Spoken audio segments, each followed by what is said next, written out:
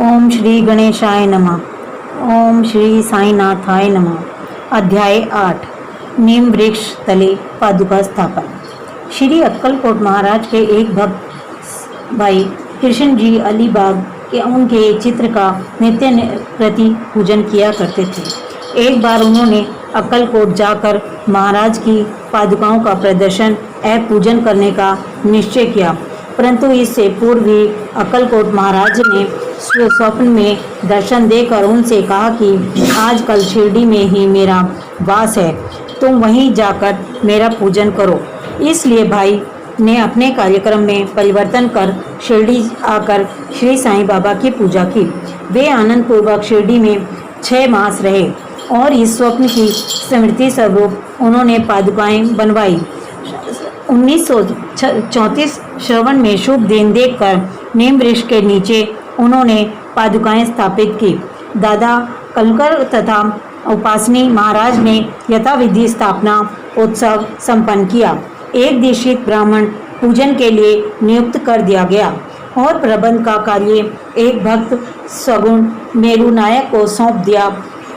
ठाणे के सेवानिवृत्त मालूमदार श्री वी देव, जो श्री साईं बाबा के परम भक्त थे, उन्होंने सगुण मेरू नायक और गोविंद कमलाकर दीक्षित से इस विषय में पूछताछ की।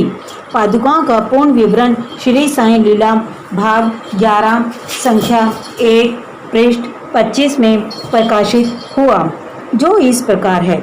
सन 1912 में मुंबई के एक भक्त डॉक्टर रामराव कोठारे बाबा के दर्शन के लिए शिरडी आए।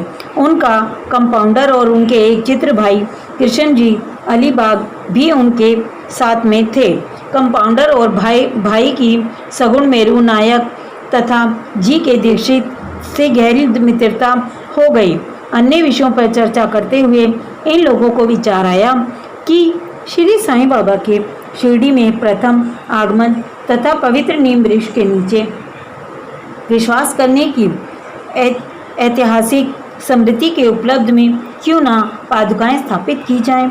जब पादुकाओं के निर्माण पर विचार विमर्श होने लगा, तब भाई के मित्र कंपाउंडर ने कहा कि यदि यह बात मेरे स्वामी कोठारे को मालूम हो जाए तो वे इस कार्य के निर्मित अति सुंदर पादुकाएं बनवा देंगे। यह प्रस्ताव सबने मान लिया और डॉक्टर कोठारे को इसकी सूचना दी गई।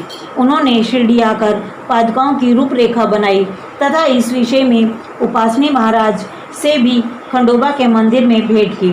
उपासनी महाराज ने उसमें संशोध न किया और कमल पुष्प आदि खींचे तथा इनके नीचे श्लोक भी रचा, जो नीम वृक्ष के महत्व व बाबा को योग शक्ति का प्रतीक था, जो इस प्रकार है। उपासनी महाराज का विचार सबको अच्छा लगा और उस पर अमल किया गया। पादुकाएं मुंबई में तैयार कराई गई और कंपाउंडर के हाथों शिरडी भेज दी गई। बाबा की आज्ञा अनुसार इसकी स्थापना श्रावण मास की पूर्णिमा के दिन की गई। इस दिन प्रातःकाल 11 बजे जी के दीक्षित उन्हें अपने मस्तक पर धारण कर खंडोबा के मंदिर में समारोह और धूमधाम के साथ द्वारिका माई में लाए।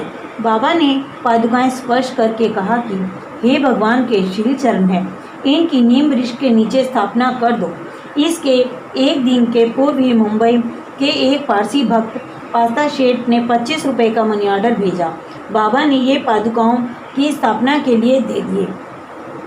स्थापना में कुल 100 रुपये खर्च हुए, जिनमें से 75 रुपये चंदे द्वारा इकट्ठे हुए। पहले 500 वर्ष तक डॉक्टर कोठारे दीपके ने नियमित 2 रुपये मासिक भेजते रहे। उन्होंने पादुकाओं के चारों ओर लगवाने के लिए लोहे की छड़ें भी भेजी। स्टेशन से छड़ें ढोने और छप्पर बनवाने का खर्च 7 रुपये 8 आने सगुण मेरू नायक ने दिए। आजकल जारवाड़ी पूजन करते हैं और सगुण मेरू नायक नैवेद्य अर्पण करते तथा संध्या को दीप जलाते हैं। भाई कृष्ण जी पहले अक्कलकोट महाराज के शिष्य थे। अक्कलकोट जाते हुए वे शक 1834 में पादुकाएं स्थापन के शुभ अवसर पर शिरडी आए और दर्शन करने के पश्चात जब उन्होंने बाबा से अक्कलकोट प्रस्थान करने की आज्ञा मांगी, तब बाबा कहने लगे, अरे अक्कलकोट में क्या है, तुम वहाँ व्यर्थ क्यों जाते हो? वहाँ के महाराज तो यही मैं स्वयं है। यह सुनकर भाई ने अक्कलकोट जाने का विचार त्याग दिया। पादुकाएं स्थापित करने के पश्चात ही वे बहुधा शिरडी आया करते थे। श्री वी देव के अंत में ऐसा लिखा है कि इन सब बातों का विवरण हेमाड पंत को विदित नहीं था, अन्यथा वे श्री साईं चरित्र में लिखना कभी नहीं भूलते। ओम श्री साईं नाथाय नमः।